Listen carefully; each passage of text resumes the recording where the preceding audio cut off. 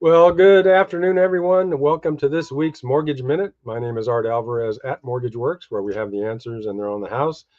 Coming to you from sunny Palm Springs, California, in the greater Coachella Valley. We're actually having a relatively cool week. We're only a little over 100 degrees, about 105. So that's for August. We're pretty happy about that. It makes it reasonably comfortable. Um, with that, I want to go ahead and give you our typical rate update uh, for the Mortgage Minute. And I have good news. I mean, things have remained relatively stable in the mortgage rate market as well as in the bond market. So we're going to go ahead and touch on that now. As you know, we like to bring up the rate grid to give you an idea where we're at with current rate indications for different mortgage products, including conforming Fannie Mae, Freddie Mac, 30-year, 15-year fixed, 3-2-1, 2-1 buy downs, FHA, VA, jumbo loans, as well as second mortgages, equity loan programs. And there's the grid there on the screen. I want to remind you too to don't forget to take a look at the bottom right corner there, the About MortgageWorks tab. I'm sorry, About Mortgage Rates tab. It would be helpful for you to read that, particularly in this period of time when everyone's bracing for the Fed's next move in September. I would remind you to read that because it'll give you a little more in-depth explanation of how mortgage rates really are determined. It is not as simple as the Federal Reserve just lowering the Fed funds rate 0.25% and then mortgage rates follow suit. Exactly. That's not how it works. So it might be a good idea to read that, click that tab and read about mortgage rates and how they're determined to get a better grasp of what's going on. Jeff's going to pull up the 10-year bond yield chart, and it's looking good. Now, we had a little bit of an uptick today, which I'll comment on in a minute, but we like to see that slope from the left side last Friday up until today, at least early morning, before we had this, kind of mid-morning, afternoon uptick, or actually started pretty early this morning. So what's going on? What's causing this movement and that little uptick today? Well, first of all, in terms of the interest rates for the week, it's been all about inflation data. This week was I should say was because it's happened, the release of the PPI and the CPI. Well, first there's the PPI. That's a producer price index. That's inflation at a wholesale level. It was forecast to be 0.1%. I'm sorry, it was forecast to be 0.2% in July. It came out at 0.1%, so lower than forecast. That's always good news. The core PPI actually was up slightly above forecast. Forecast of 0.2% came in at 0.3%. Remember, core PPI excludes food and energy. And that was on Tuesday. Then on Wednesday, yesterday, we had the CPI, the Consumer Price Index, and that was flat as a pancake. 0.2% forecast, 0.2% for July. The core CPI, again, excluding food and energy, same thing. Broken record. 0.2% forecast, 0.2% is what it came out for July. And then for today, the two key data points, initial jobless claims forecasted to be 235,000, actually came in a little bit below that, 227,000. Now that actually is an indication that the labor market wasn't softening as much as expected. So again, that can kind of be a cross current to these very tame and flat inflation numbers. But the key data point today, and I put that as the key data point, retail sales was released this morning. Now remember, retail sales is 2/3 of the US economy. And it came in, as the financial markets like to use the term now, hot. It was forecast to be 0.3% in July. That's a 0.3% increase. But it turned out that the increase was 3 times that, not zero point 0.3, not 0.4, but 1%, over 3 times the forecast. As it turns out, the primary cause of that substantial increase was auto sales. Auto sales were way up in July. But as is commonly the case, you have to consider, as we talk about all the time, financial markets, they respond with reptilian-like minds to stimuli. So that initial stimulus this morning, that initial news, retail sales 3 times more than forecasted at 1% due to auto sales. But got to keep that in perspective. Auto sales were way down in June. Why? Because of that cyber attack that affected basically the world, including auto sales, As you know, if you're traveling by air, air travel was greatly disrupted by that major cyber attack in June. That affected auto sales. So the auto sales in July were simply a rebound of what happened, that big dip in auto sales in June. Now, when excluding auto sales, retail sales were still up. They were forecast to be like 0.1%, or I'm sorry, 0.3%, 0.1 without auto sales. But it turned out without auto sales, it was still up 0.4%. So those are really strong numbers. So again, this talk of a coming recession that we were hearing a couple weeks ago with that very poor job report, there's some more data points, more data kind of running counter to the narrative that the economy is holding steady there pretty darn well. It's remaining strong. Now, of course, a lot of that is pointed to as leverage because U.S. debt, in particular credit card debt, is at record levels. So we'll see how that plays out. But this retail sales number today is what pushed up the bond yield. Yesterday, we were about 3.82, 3.83. Now we're about 10 basis points higher, about 3.9293. That's about an eighth in rate on mortgages. So that's your mortgage rate update and bond market update. And we're going to bring Jeff back because we're going to have some discussion about a particular kind of specialized reverse mortgage product. Hey, Art, how you doing? Doing all right. How are you? Good. I'm glad you brought that up about the Fed and the relationship between that and the mortgage rates, because, I've been on the other side of the camera watching the rates just slowly go down, and yet the Fed has not changed it at all. So it kind of like might be confusing, like, well, there is a disconnection there, but we seem like we hinge so much on, well, I'm not going to do anything until the rates come down. So it is interesting. Yep, exactly. Yeah, the market tends to try to anticipate what the Fed's going to do. And so you'll see movements in both the stock and bond market in anticipation of the Fed's activity. So that's why we can see changes before it happens. And then, of course, after it happens, it's all about, did the Fed do as the market expected? If they don't, that's what can spook the market and change these numbers. Well, over the past few weeks, Art, you've been talking about and educating us on, the population is rapidly changing.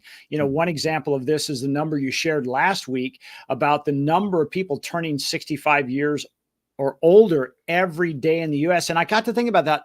I thought, do you mean like every 45 days, the population of the entire Coachella Valley is turning 65? And I thought, I start to see a lot younger people out there, but that was pretty interesting. But you also talked about the equity locked up in our homes for those seniors. And, would you mind kind of resharing those two stats? Because I think they're very significant before we dive into today's topic. Yeah, we all know, I mean, the U.S. population's, in the 330, 340 million range. Well, with that as the backdrop, the number of people turning 65 in the U.S., 10,000 a day. I mean, that's an astonishing number. And then when you combine with, and of course, we've all heard the news stories, particularly coming from the millennial and Gen Z generations about how all the baby boomers, those 65 and older, actually a little bit younger than that and older, own all the homes. Well, the housing stock, the amount of equity, and this is a little bit dated, $10.5 trillion. That's astonishing. And that number is probably higher, right up to today. So when you combine the fact that we've got so many people turning 65 on a daily basis, and probably most of them, in fact, the majority of them are homeowners, and then combined with that, the amount of equity, tappable equity, as we call it, that they have access to, I mean, you put those two together, and that's a tremendous opportunity for that senior homeowner to tap into that equity for a variety of reasons. The question is, how do they do it? What options are there where they actually can do it, and what's going to be best for them, not just now, but over their lifetime and for their family? Well, you shared a chart with us last week of the top goals that we have as, I shouldn't say us, I'm not quite 65 yet, but the top goals of 65-year-old people of hey, what are their top goals? And I thought, when you brought that up, it's like, that was pretty shocking. You want to share that? Yeah, the primary number one goal, and again, particularly for senior homeowners, is not running out of money before they die. And in terms of the stats, with this particular segment of the housing market, only about 20% of this segment has savings of over 150,000. 80% of that segment less than 100,000. And yet in a lot of cases, they own a home, they have a lot of equity, but their income's changing, they're going into retirement, their income's going to be dropping. So it becomes more of a challenge, particularly when you look at the balance sheet on the savings side, how much money they have available. And given that this is their number one, not just goal, but fear, running out of money before you die, there's got to be a solution for that. And we have some. But, for example, there was some research done, a survey done, 59% of people fear running out of money more than death. Oh, geez. So when you think of it that way, boy, oh boy, there's got to be a way to address that fear and give people something that's going to be reassuring and give them a way to live their life out comfortably, both for themselves and for their family. So, well, I just have a question. I'm going to kind of throw you a curveball here. Growing up, it seemed like our parents, their number one goal was to own their home free and clear. And I don't think that's a bad goal, but what happens is you become what I'll call house poor. Right. Or, you've got equity in your home, you can't use it, but is there a solution for this? Well, exactly right. And that was sort of the old style of thinking. You got to get to the point where your home's free and clear. You don't have a mortgage payment. Well, that's great. But again, as you get older, you retire, you're on a more fixed income, your income's going to drop. You've got this wealth on paper, but then you realize we don't have an easy way to tap into that. And that's really how the reverse mortgage as a product developed several decades ago, is to address that problem. And, the reverse mortgage products early on were not the greatest. As with any new idea, it took some time over time to tweak them, make them better, and address, frankly, some unintended consequences with some of the early reverse mortgage product that's out there or was out there. And it's come a long way. And what is available to a senior homeowner now is 10 times better than it was, 30, 40 years ago. Well, maybe before we get into specific what we're going to talk about today, maybe you ought to take a second and just kind of bridge that education gap in case those people are first time seeing this. What exactly is a reverse mortgage and who is available? Who is it available to? Well, there's a couple of things about the reverse mortgage product line. I'll call it a product line.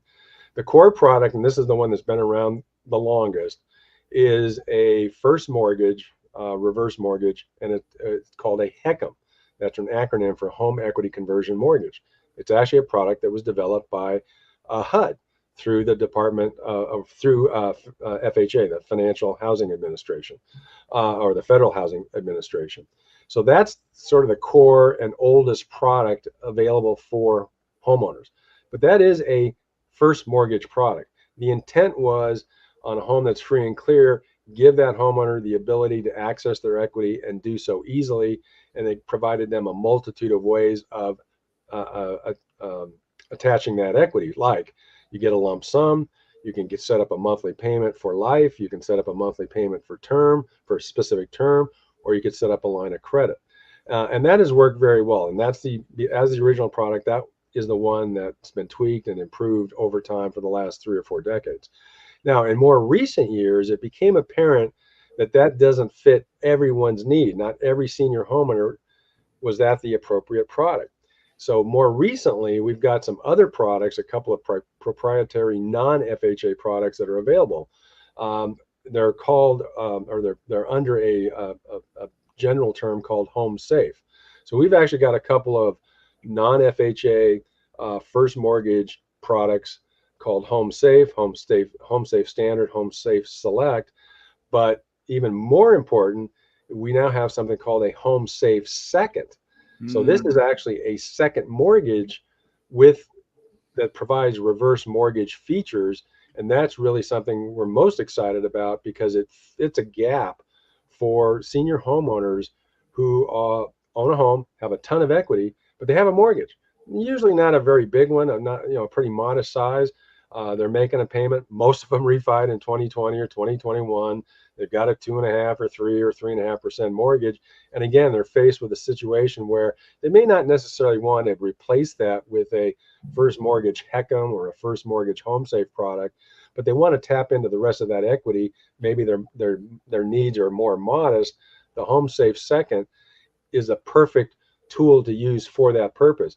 And the features are great because unlike most equity loans, the credit score requirements are much more lenient. You can get a Home Safe Second if your credit score is at least 600 or higher. You don't qualify based on debt to income ratio. You're qualified based on residual income. That's really important. If you've recently retired, you're about to, your income is going to be dropping.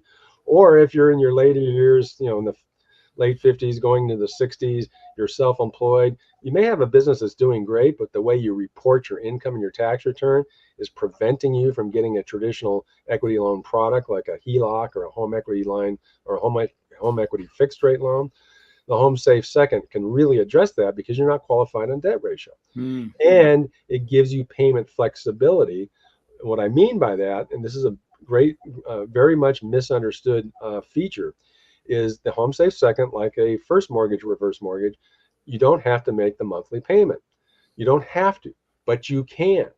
Now, if you don't make monthly payments on it, yes, the interest is going to accrue back to the balance and it's going to grow over time. But you control that entirely because maybe you don't want it to just grow over time without any, interruption. You want to keep that growth moderated. Well, make some payments, and you can do so either every month or every few months, and then stop and then do it again. So you have that flexibility. So we have all those features, and the best part is, the HECM, the traditional HECM first mortgage, you have to be 62 plus to get it, or at least one of you do. If you're a married couple, at least one of you have to be at least 62 or more. With the Home Safe product, both the first mortgage product and the second mortgage product, you don't have to be 62. You only have to be 55. Now, in the Home Safe products, if there's one borrower, 55. If there's two borrowers, you all have to be 55. So you don't have that exception on the spousal age. But still, 55 plus is great because it really addresses that gap where you're over 55, you're winding down, you're approaching that retirement age, you're not quite there yet. And that's been a great point of frustration for homeowners in that segment between 55 and 62, where they want to get some of that equity. They've been too young to get a reverse mortgage, a HECM or a Home Safe First. So they're like, gosh, what am I going to do? I can't qualify for a HELOC. My income's gone down. I'm self-employed. I don't report enough or high enough net income to meet a debt ratio requirement. I can't tap into this equity. The Home Safe product, in particular, the Home Safe Second product, is perfect for that. It can get you that money you need when you're in that kind of situation. Well, it almost sounds too good to be true, but I have to admit openly here that you're helping me with one of those Home Safe Seconds, and it's been absolutely seamless as far as how you're taking care of it and how it's all coming together. And it is going to help us do some things. And in fact, I want to talk a little bit about how, like some use cases of how people would use that. And so give us an idea, like for us, my wife and I, we said, hey, our home is nice, and yet we want to put a new roof and some paint on there. But it's been a quarter of a century since we've done that.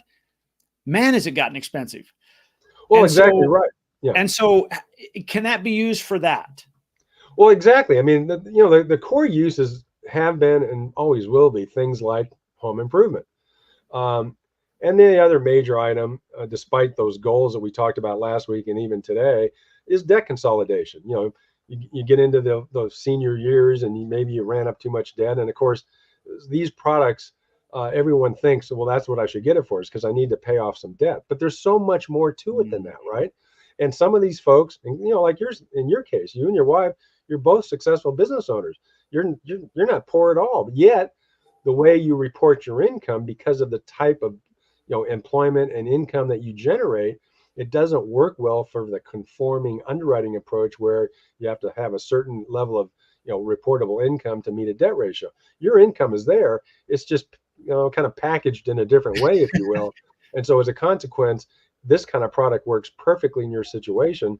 And the point of it is that we're going to talk about now is there's so much more than just home improvement and just paying off debt. Well, one of the questions and I think you've addressed this in the past, but I want to bring it up now, is like, when we as these 55 and older, we have this amount of money coming from our equity because we have a lot of equity.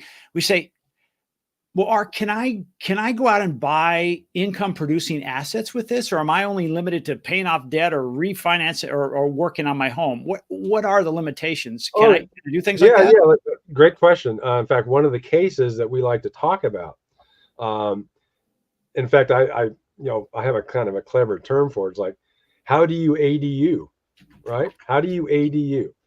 We all know ADUs have become very popular in recent years. ADUs are being looked at as a way, frankly, to help increase the housing stock, right? But yeah, if you're over 55 and you have the appropriate property that would support building an ADU, that's a great thing to look at doing. But you're over 55, and again, you're winding down, you're nearing retirement age, or you're self-employed, you're very successfully self-employed, but as a tax strategy, you're able to shield that income so you don't pay income tax, but that screws up your ability to qualify for a mortgage in the traditional way. So with the home safe second, we talk about this particular case. You're in your home and you see a neighbor down the street, and last year they built an ADU and they're renting it out. Either they got a long-term tenant in there or they're renting it out for short-term rental purposes, and they're making money. They're generating cash flow. And you're like, I want to do the same thing. But if you have somebody like me take a look at your situation, and I might say, well, Jeff, that's a great idea, but your debt ratio for a HELOC is 68, and it's got to be 45. We've got a problem. So what do you do in that situation? Well, with a home safe second, if you have a ton of equity, then what you can do is apply for a home safe second mortgage. Again, there's no debt ratio requirement. You are qualified on residual income. And plus the fact that the minimum credit score is much lower than most HELOC programs. And so this is a way to get that money that you need to build the ADU and then generate that income just like your neighbor did. And then you have the added feature, probably unlike what your neighbor did, is then you can decide if you want to make payments on the home safe second or not. You can optimize that scenario by using the home safe second, getting the proceeds, building that ADU, starting to generate rental income, but not make payments on the home safe second. So then you're optimizing your cash flow from that additional property the additional structure on your home, on your property. And but again, it's up to you. You can decide to make payments on the home safe second, kind of moderate that balance growth, but at the same time you're going to have positive cash flow because you built that ADU. Well, first of all, in case people out there are not familiar with what ADU is, tell us what an ADU is.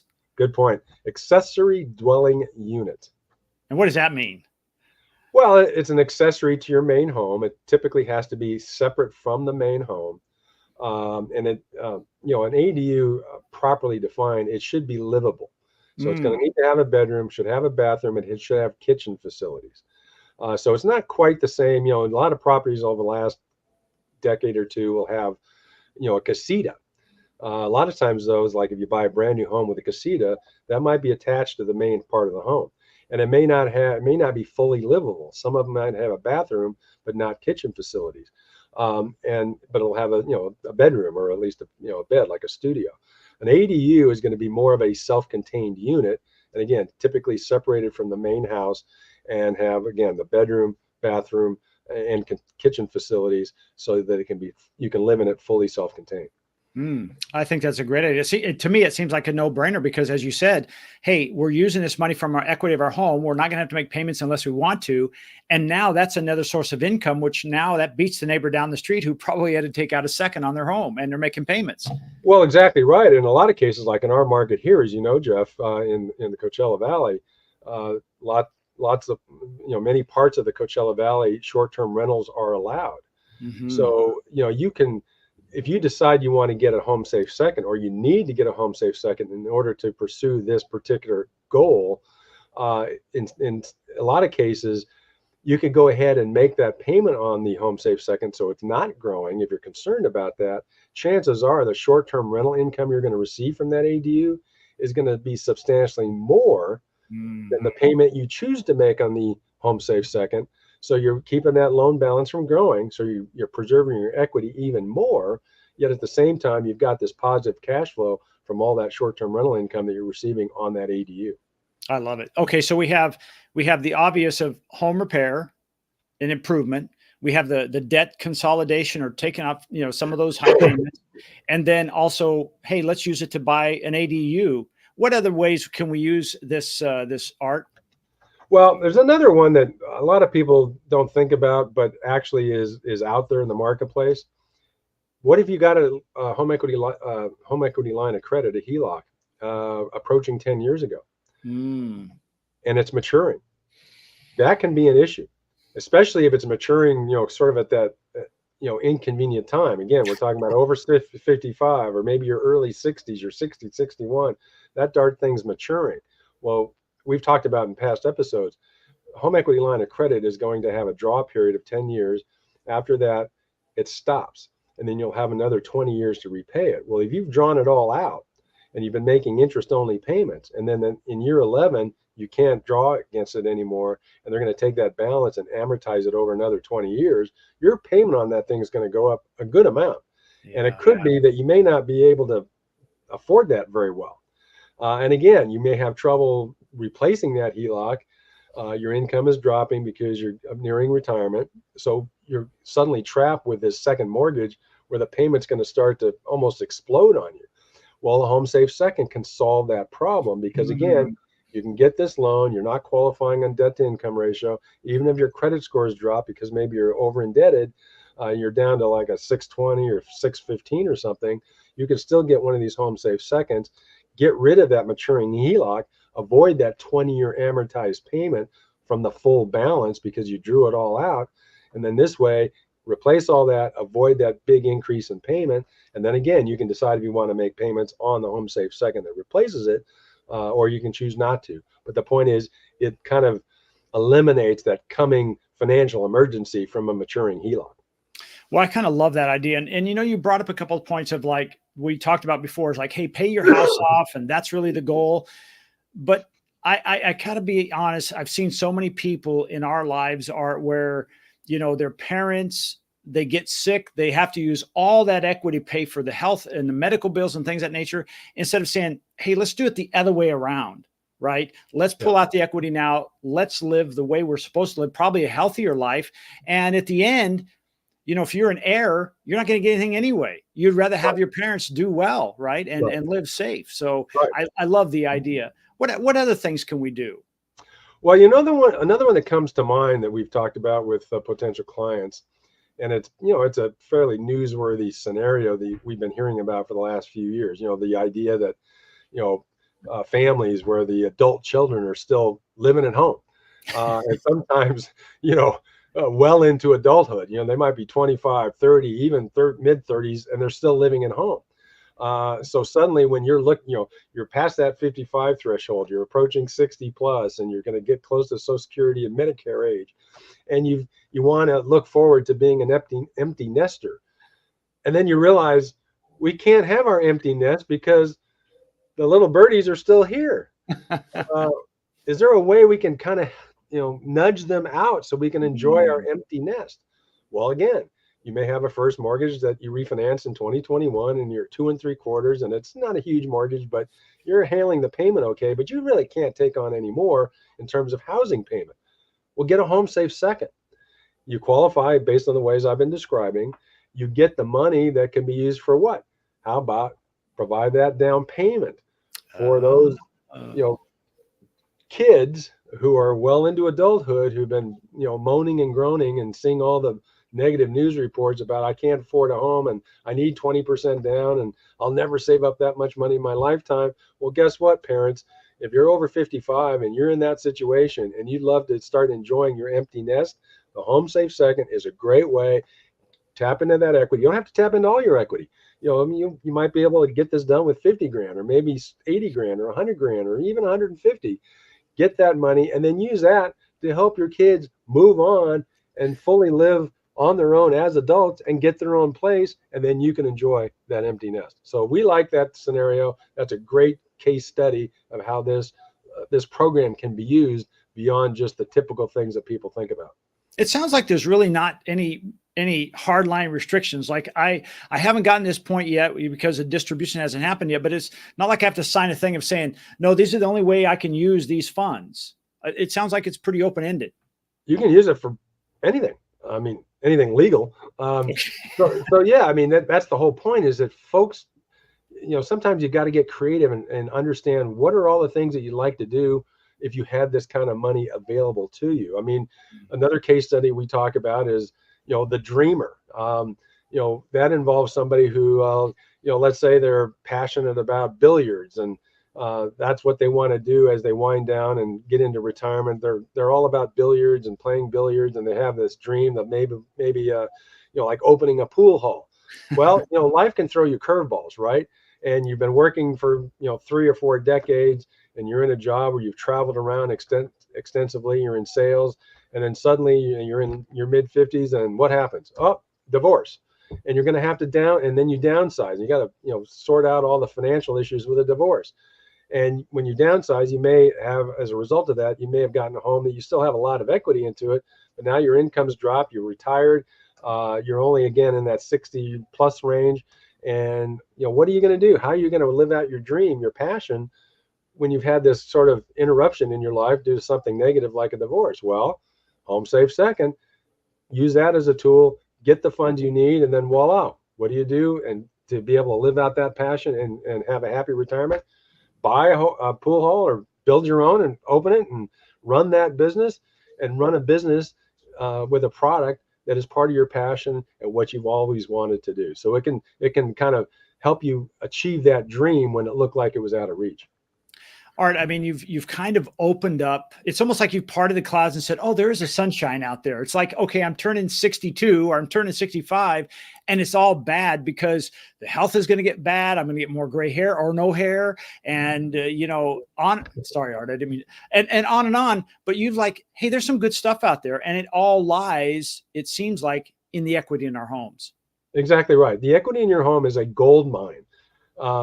Kind of reminds me of those commercials about life insurance, where you can sell a portion of your life insurance. Then commercials got a couple of miners sitting underneath a older lady's kitchen table, and she's trying to figure out how to pay her bills. Well, it's kind of a similar analogy. Your home equity is a gold mine, but as we get into our later years and as our income starts to change, it can be more challenging to tap into that.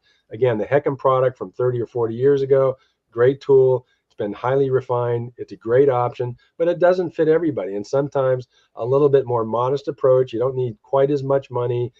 You've got an existing first mortgage that's manageable, but you can't take on more.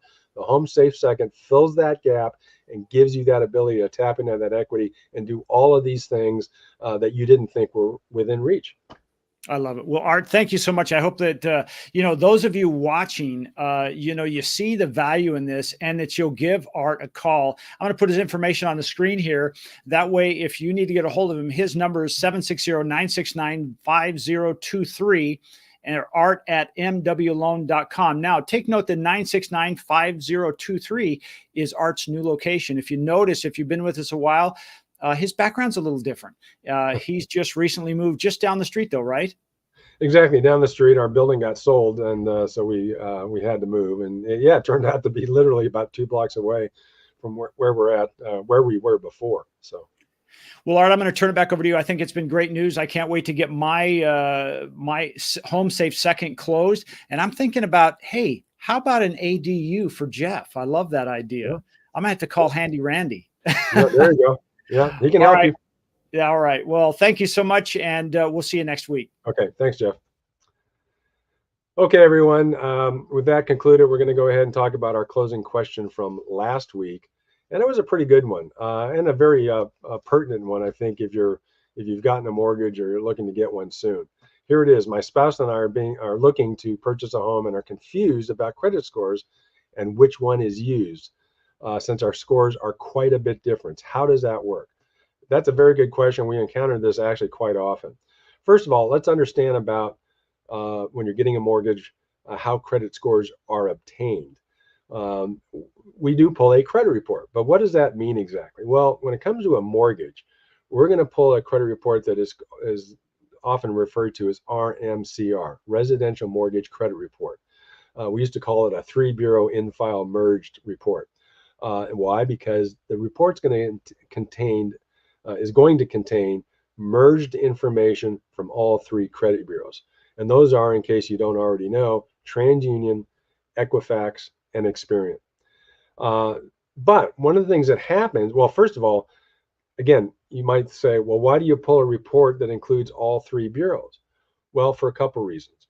One is every every bureau um, is going to contain information reported to them by a creditor.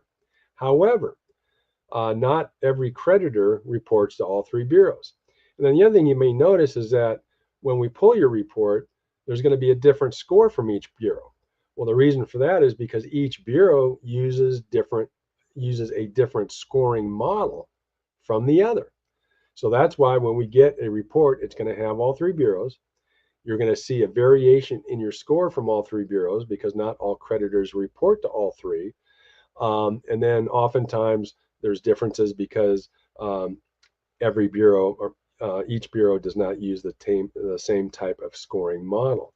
And when you look at your report, we always try to send you a copy. You'll be able to see for each account if it's been reported to all three bureaus or just one or just two. It'll be noted on the account line for each of them, so you can tell who that creditor was reporting to. Now, the historical approach with credit scores wasn't to use the highest. Well, I shouldn't say that. There was a period of time in the early to mid 2000s, before the big mortgage crash of '08, some mortgage programs would allow you to use the highest. But that went away. In fact, that was pointed to as, again, part of the reason why the mortgage industry collapsed, because of that being too loose, if you will, in underwriting guidelines, and relying too much on the best score and ignoring the lower scores. So after that, the typical approach has been for quite some time that we would use the middle, or what's known as median score, aka the representative credit score. So what that means is, when we get your report, if you're one person, we're going to use your middle score, not the highest, not the lowest, but the middle. And if we had more than one borrower, two or more, then what's going to happen? Same approach. We're going to use the median score, the middle score, the lowest middle score among all borrowers on the application. So if you have two borrowers, lowest between the two. Three borrowers, lowest between the three. Four borrowers, lowest middle of all four. Now, that could pose a problem, particularly for married couples. We could have a situation where, one spouse is at 780 and the other spouse is at 595. Well, a lot of products like Fannie Mae, Freddie Mac, you had to have 620 or higher. Well, that created a problem because we'd have to drop the spouse off the transaction because that person's score was too low compared to the other. Well, that got addressed, believe it or not, almost 3 years ago. In fact, 3 years ago next month, Fannie Mae came out with a new guideline that allowed for an average of median scores to be used. Now, this eliminated that past practice of having to exclude a borrower when we had two or more because one of them didn't have the traditional standard score of 620. So now, if we have somebody at 580 and we have somebody at 720 for middle scores, that can be averaged to get an average representative score, and that would allow us to keep both borrowers on the transaction. So that's how credit scores can work. Very good question, and hopefully, if you're in that situation, feel free to call us. We'd be happy to help. Excuse me. And with that, we're going to go ahead and go into the closing question for next week. And this is a good one too. In fact, I've seen this myself in getting mortgage solicitations. We received a direct mail advertisement for a mortgage refinance, and it offers deferring up to 2 payments. Is this legit? Very good question. In fact, this question touches on a little trick of the trade, and you'll learn about that when I answer it. One thing I'll tell you now, when you get these direct mail advertisements, be sure to read the fine print, because oftentimes that'll tell you that what you're reading isn't quite what it seems. Excuse me. And with that, that concludes our this week's Mortgage Minute. I want to thank you for watching and listening. We're going into the weekend. It's back to school time and we're winding down the summer. So I hope you have a great weekend and look forward to seeing you next week on the Mortgage Minute. My name is Art Alvarez with MortgageWorks, where we have the answers and they're on the house. So long. Take care.